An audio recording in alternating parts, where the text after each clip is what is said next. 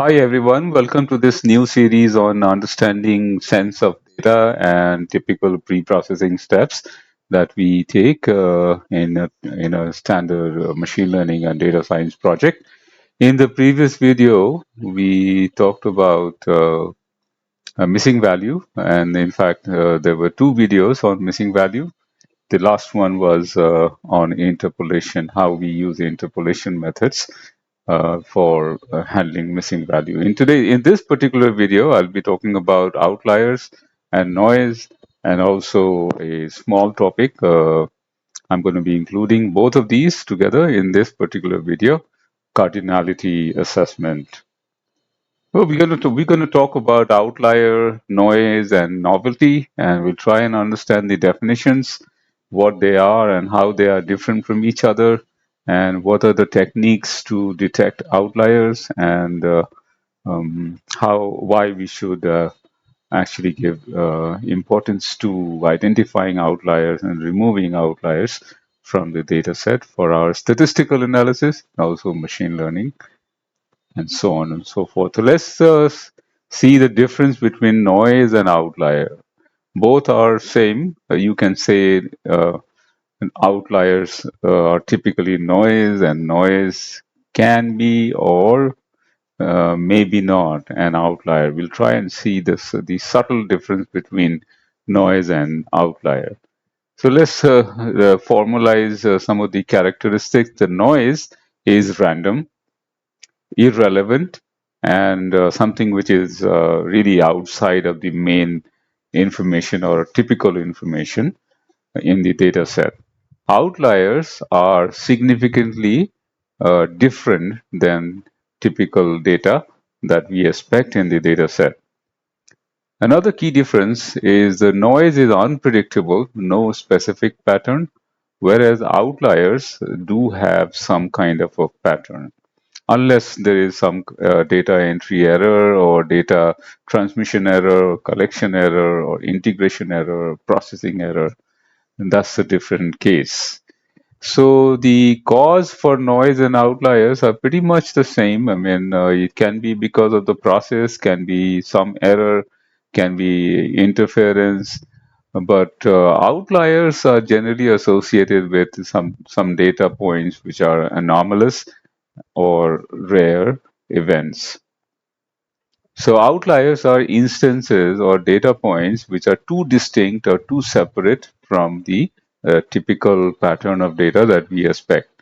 And outliers are also referred as anomalies, like I just mentioned, in the field of data mining. Let's see this plot and try and understand the outliers. So these values that you see here can be considered as outlier because we consider the pattern of data to be somewhat like this. And since they are not part of that pattern, so these two values or data points can be considered as outlier. And outliers are also noise in a way. So what's the difference between the noise and outlier? The noise can arise from various sources, including measurement errors and sampling, variability and some kind of randomness. But the key difference is all outliers are noises in the data, but not all noise can be termed as outliers. You could have noisy data within the set uh, patterns of or expected patterns of the data as well. So noise can be present within the valid data points as well with some subtle variation in there. So let's talk about handling outliers. What are the methods and how do we do so? So there are a couple of first we can use a customary visualization method. You can use box plot or scatter plot. Statistical method. We will look at these two methods, z-score and ICE-QR method to detect the outliers. Important thing is to understand the context. The context of the data is important. Outliers which are valid in some contexts, may not be valid in other contexts. So this contextualization or understanding of the data context is important. Domain knowledge is again very important as usual in any data science task. So how do we handle outliers? So I've categorized a visual inspection and then we apply some statistics. And there are machine learning methods also uh, to detect outliers. So in this video, we will be focusing on visual inspection and descriptive statistics. And when we complete our discussion on machine learning fundamentals, then I will show how certain machine learning models can be used to detect outliers. So in visual inspection, simple plots like scatter and a box plot and descriptive statistics will be z-score and IQR. So visual inspection is typically univariate, that means one column at a time, and we will use either histogram or a box plot to get a sense of if there are any outliers present or not. Typically, a box plot will look like this, with the central part is a bulk of data here, and these are kind of outliers. We'll discuss how we detect or how do we define these as outliers, and then we also talk about these lines and these lines and these boxes here. We'll also say we'll also define what is Q3, Q2, and Q1, and whiskers and so on and so forth. If the data or the box is symmetric, that means data is evenly distributed. If the box is skewed, that means it's either towards this end or that end, then we call that data as skewed. And outliers are identified as points beyond the whiskers. So whiskers are line that we define by using a formula. I'll show you the formula. And the points which are beyond those lines would constitute outliers. So what we do is univariate analysis. We divide the data column rather, into quartiles, 4 equal parts, and they represent the quartiles like 25th percentile, 50th percentile, and 75th percentile, and the last one is the 100th percentile here. So the first quartile is called Q1 here. First quartile would be Q1. Second one is the median, which is Q2, and then third quartile is Q3. And these quartiles provide insight into the central tendencies. For example, if you go back and take a look at it, so this is the central spread or crux of the data. Most of the data sits in this region. So this Q1 is nothing but 25th percentile, this is 50th, and this is 75th percentile. So the interpretation is, let's say the data point here has a mean of 0 here, and this data column tends to be a little skewed with most of the values on the higher side and the few values here on the lower side. So this the longer tail on one side indicates the direction of skewness in the data. Having skewed data is really not bad for machine learning, but to understand the data and the spread of data, it is very important to understand whether how bad is the skewness. Machine learning models are not, for data which is perfectly normally distributed or evenly distributed or demonstrating perfect symmetry. Aberrations are okay, and that's what machine learning is designed for, to absorb the aberrations in data. So the components of a box plot, typically we have a box here, and we focus on the data points between Q1 and Q3. And that range is called IQR or interquartile range. In a way, we are saying that the box here and that represents the bulk of data. There could be some data, here on below the Q1, and some data points could be after the Q3 also. But the bulk of data or central part or the centrality of the data is measured by looking at the values between Q1 and Q3. Whiskers are points or lines drawn based on this formula. I'll elaborate this particular formula as well. So essentially what we're saying is 1.5 times the IQR on either side will define the line beyond which the data points will be called possible outliers. Okay, so what is this 1.5 factor? Interquartile range is a measure of a spread of data in the middle. So the range within which the middle 50% of the data values fall, that is called IQR. So difference between Q3 and Q1. Now the outliers can be thought of as data points which are beyond certain line, and that line is determined by using this formula Q1 minus 1.5 times the difference between Q3 and Q1 on the lower side. On the higher side, it would be Q3 plus 1.5 times the IQR. So what does all this mean? Let me just illustrate here by just doing a little bit of a box to yeah, so let's say this is our Q1 and this is Q2 and this is Q3. So what we are saying is, let's say this is the value IQR is 50. So the lower end, the cutoff would be 1.5 plus whatever is Q1, let's say K1, Q1 is 10. So that would be 10 below, right? So 10 minus 1.5 times 50.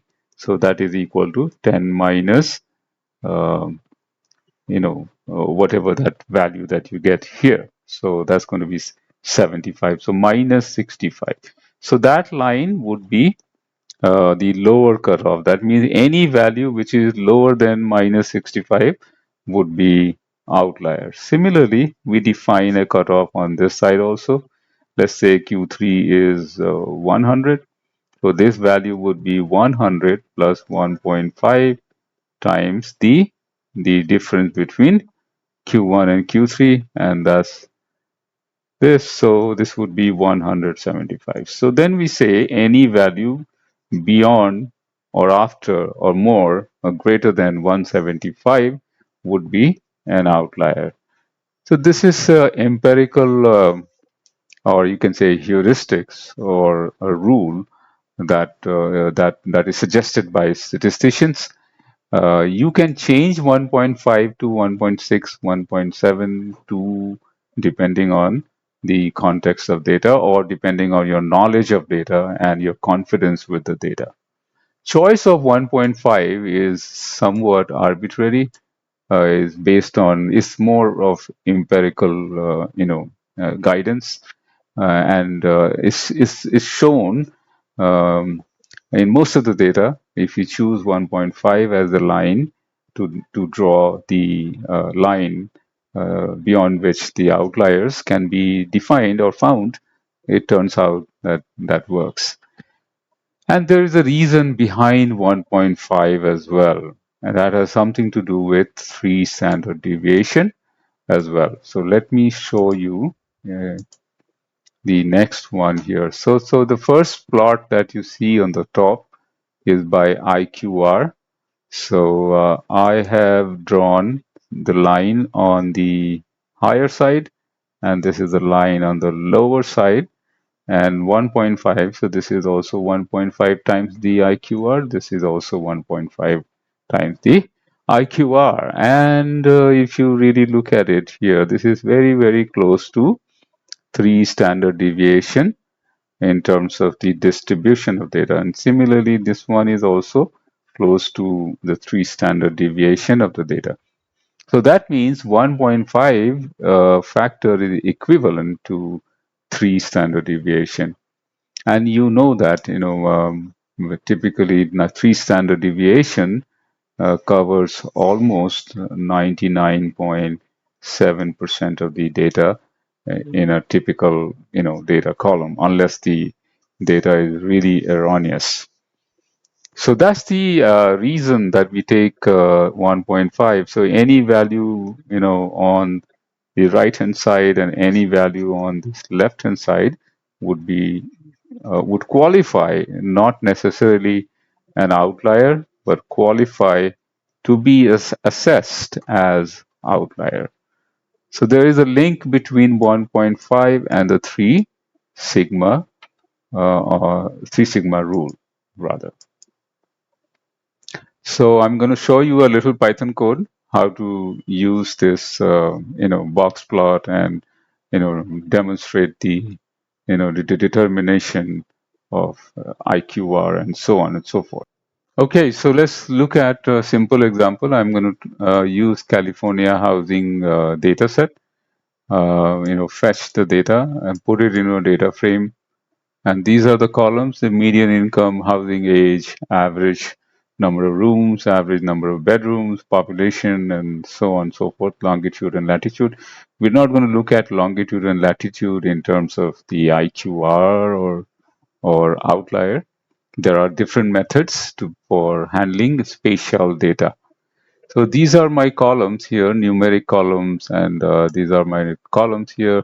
And now what we can do is we'll do a box plot. I've separated into 2 different arrays because putting 8 box plots in a single line could be a little clumsy. So if you look at here, the box plot for median income, for example, here median income, if you see the values are on the lower side, mostly that means the houses have a lower number of, or median income is on the lower side.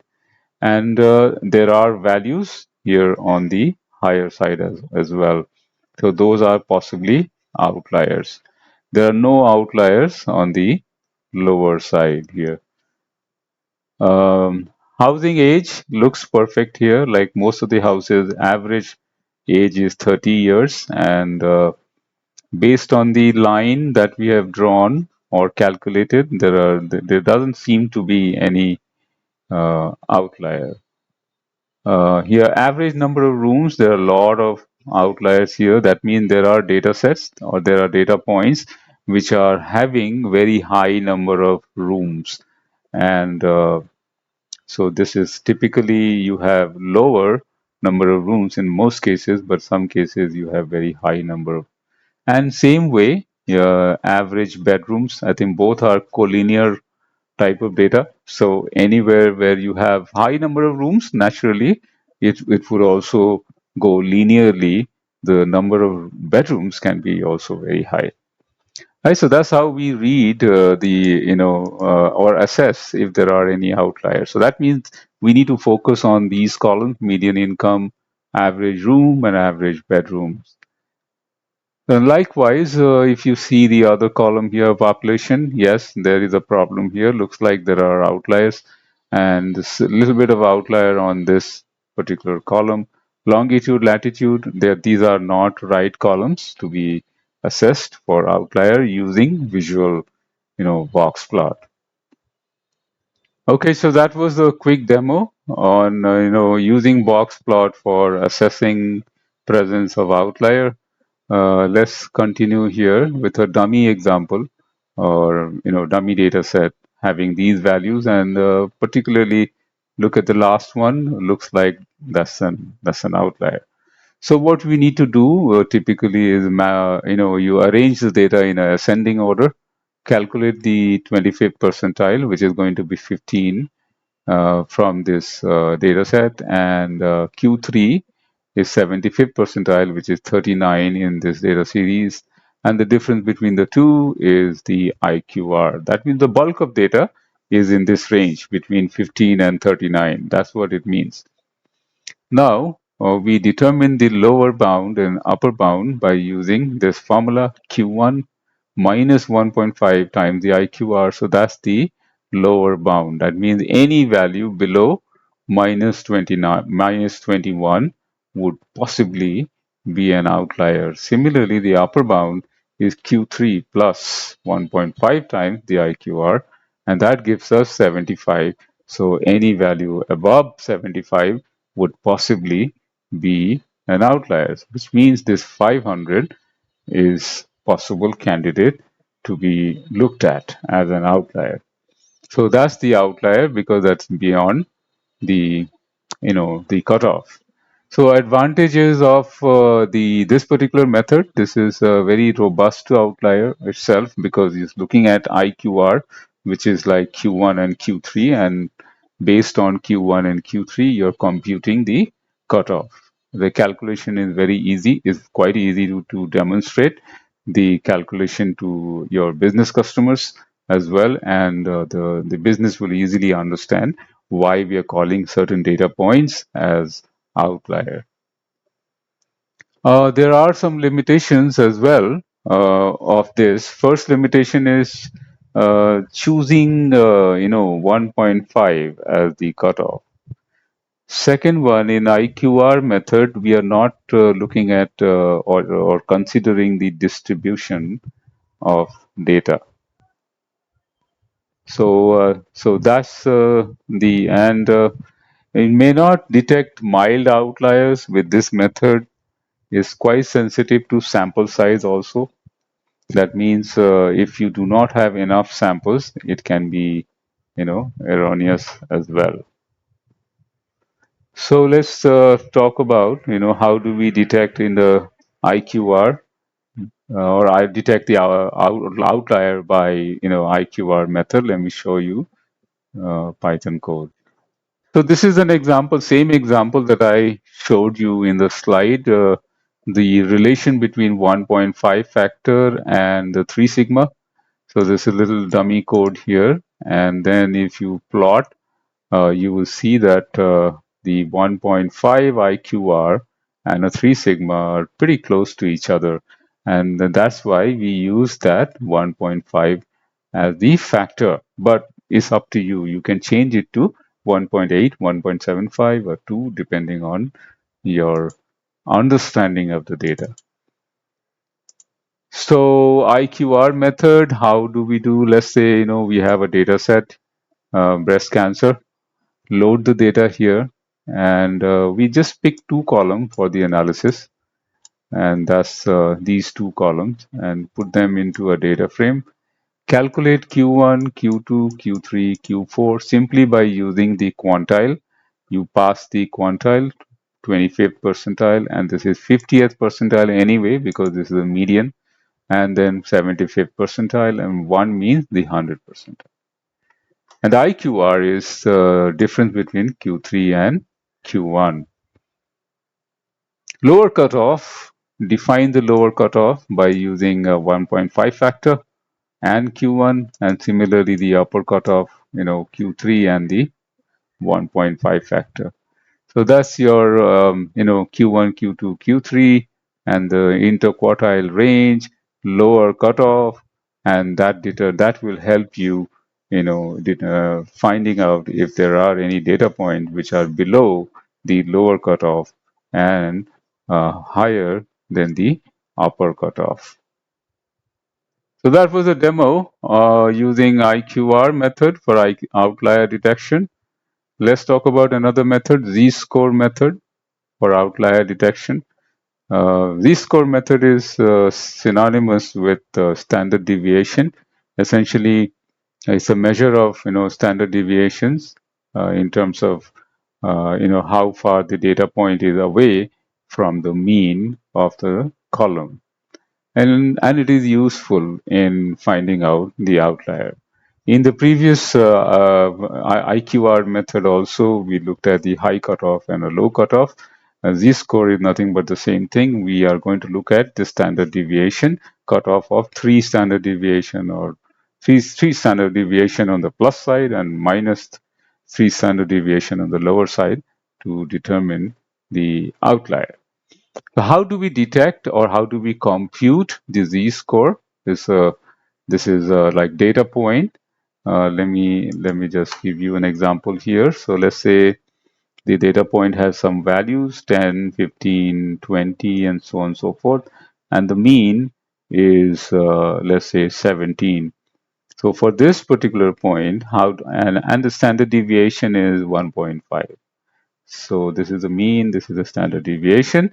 For 10, then the z-score for 10 would be the value itself minus the mean divided by 1.5. So this will tell you how many standard deviations away that particular point 10 is from the mean. So this is going to be minus, so let's say this is 2, not 1.5.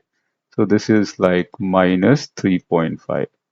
So now we can say that this point 10 is away from the mean by 3.5 standard deviation, just for example. So this is going to be repeated for all the data points, and the idea is any point which is above the 3 standard deviation on the higher side, and the points below 3 standard deviation on the lower side can be looked at as possible outliers. So if you see, this is our data point, which is a histogram of data point, and for each of the data point, we're going to compute the z-score. Is pretty similar kind of plot that you get here. So what we're saying is, in this illustration, what we're saying is any point on the left hand side and any point here on the right hand side, z-score of let's say 3.1 or z-score of minus 3.5 or something like that would be called an outlier. So this is another method quite similar to IQR method. So the intuition on z-score is that the points, typically points fall within 3 sigma plus and minus, right? That's the basic idea here. So 99% of the data falls within plus and minus 3 standard deviation, and very few points would be outside of that range. And the points which are outside of the range can be looked at as a possible outlier. So this is called 68, 95, 97 rule.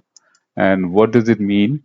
That means in a data column, let's say you have a data column of numeric data, and one standard deviation plus and minus will account for 68% of the data. Similarly, two standard deviations of the data will account for almost 95% of the data. Typically, these are all, so this is empirical. Okay, empirical. So this is like a guidance by the statisticians. And similarly, for 3 standard deviation, 99%, 99.7% of the data typically falls within plus and minus 3 standard deviation. So we use this rule more like a guidance, and then we compute the z-score for every value in every column, every numeric column, not for categorical column. Every numerical column, continuous column, float values, and then we determine the z-score, and then we filter out the z-score more than plus and minus 3 standard deviation as outlier.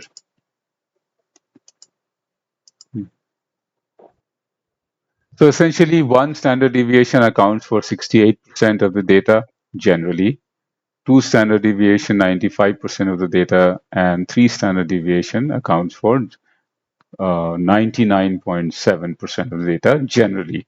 So this is the empirical rule for a normal distribution, and in real life we're not going to get the data which is normally distributed, but we use these yardsticks to get a subjective understanding of the data series or column.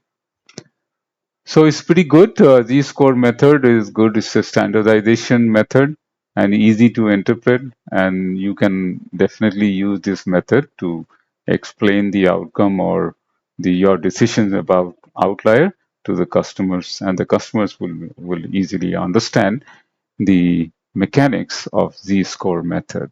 Again, this is not, it is good for normal distribution, not really, and again, this is dependent on the sample sizes. Small sample sizes can lead to, a slightly poor estimates. So you need to have reasonable amount of data before you apply. And it's not good for non-numerical data. That means for categorical data, this is not useful. Some of the examples of outlier detection, I just added a few examples. Intrusion detection systems like, cyber attack or, the network traffic. And these are good candidates to, analyze for intrusion into the network.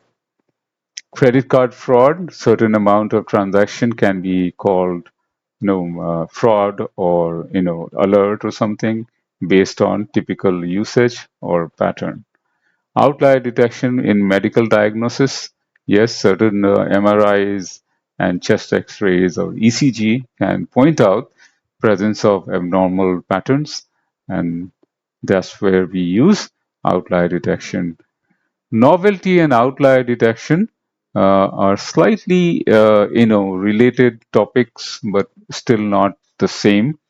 Outlier detection is when we have the data, we have a data points, and that data point is compared against the meat of the data or central part of the data. Whereas in the novelty, it's not so. It's like, you have the model. Let me illustrate what's the difference between the two. Let's say this is your machine learning model, which is running, which has been trained. It is in production, and there is certain new transaction, let's say some bank transaction, and that transaction is a live transaction. Then we compare or we query the machine learning model to tell what is the prediction. Does it look like outlier or does it look like normal? So in that case, we call this data as novelty. Novelty means the same as outlier, but the context is different. So the outlier analysis is, so let's say you're trying to build the machine learning model. Before the build process, we analyze for outlier. Once you have built the model, the same thing is called novelty. So that's the little difference between the two, outlier and novelty. Some more noises in the data could be because of mislabeling of the data. That means the target value may be mislabeled. For let's say the age is 21, the score is 1.6.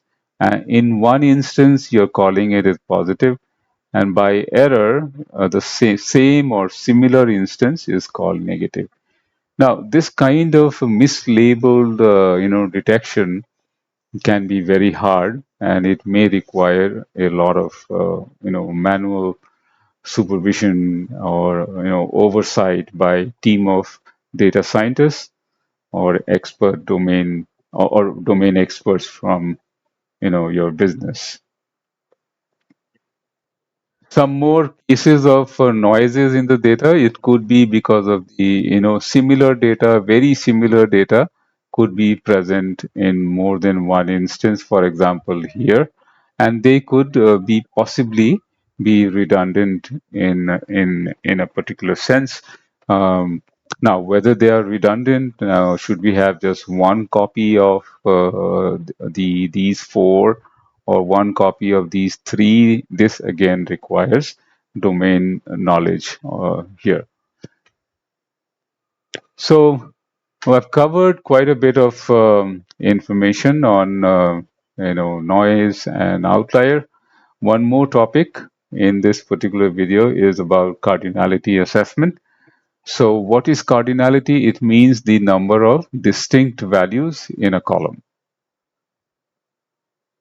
And it is pretty useful in understanding diversity or variation within the data. Now, there are two extremes. Too much of diversity is a problem. Too less of a diversity is also a problem. We'll see certain methods available, how we make use of those methods to detect the cardinality. But what is the desired cardinality? That is also a business sense or data sense or domain sense that we need to have it in place before we uh, call a data set or a data series as highly cardinal or very low cardinality. It's particularly useful for categorical data like region code or district code or color, vehicle code or vehicle type, those kind of columns. It is very useful. So examples of cardinality, let's see a data set of students and the cardinality like name column could be a cardinal column. In product catalog, category of the product can be cardinal column. Geographic data, country can itself be cardinal with two country names, for example. And tags and keywords, right? So these are also examples of your cardinal column. Color of the product, again a cardinal column. High cardinality or cardinality means, let's say you're talking about a data set where all the email IDs are different, and in a typical data set of users, obviously the email IDs would be different. And in such cases, we call this email column as very highly cardinal column. And this is natural that is going to be highly cardinal column. Let's take an example here. Let's say customer column, product category, country, and a payment method. So how many distinct values you have in product category? Just count them. Let's say 3.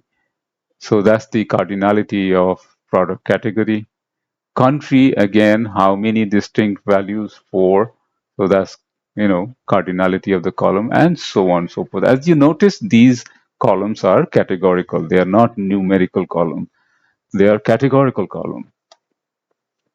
So to determine high cardinality, we typically set a threshold.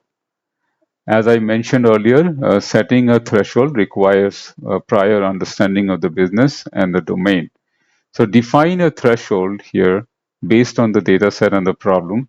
Let's say the high cardinality is when a column has more than 3 unique values. So in this particular case, only customer ID, if you look at the previous case, customer ID has 5 unique values. So customer ID can be considered as high cardinality column.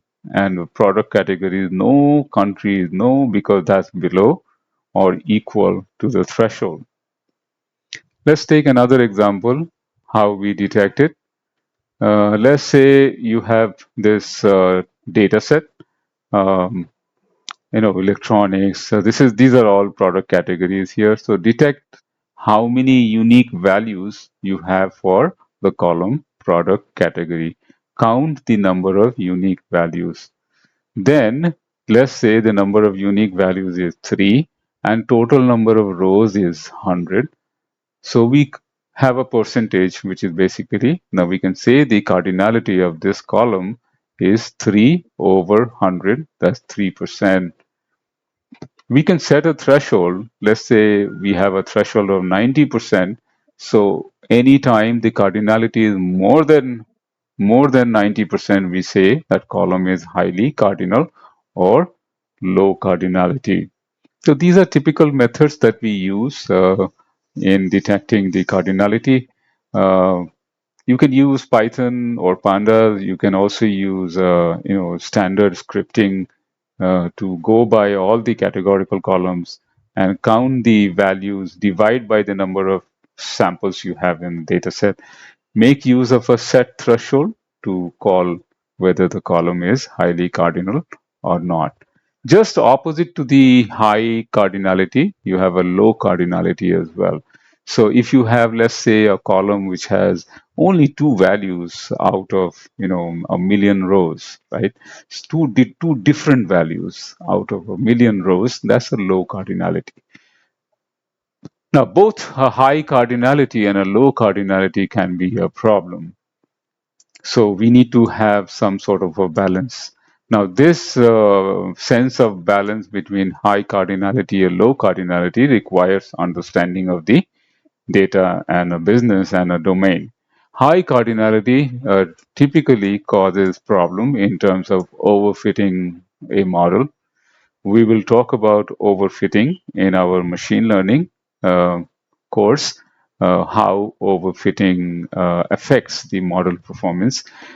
High cardinality also makes the model more complex because you have many categories to deal with. Visualization becomes difficult if you have too many cardinal values.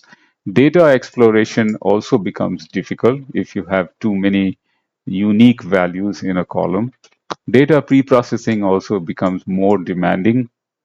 Statistical analysis can also be difficult and it can introduce bias if you have too many distinct values. Grouping and aggregation can also be a problem.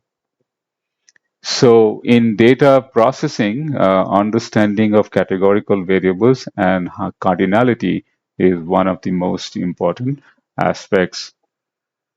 So for this, I don't have any code to show you how to determine the cardinality. It's pretty straightforward and simple, so I did not include any Python code.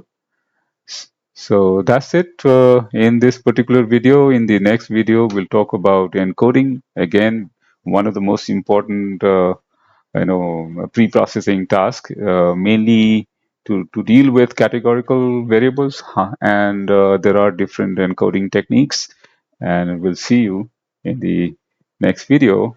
Have a great day, guys.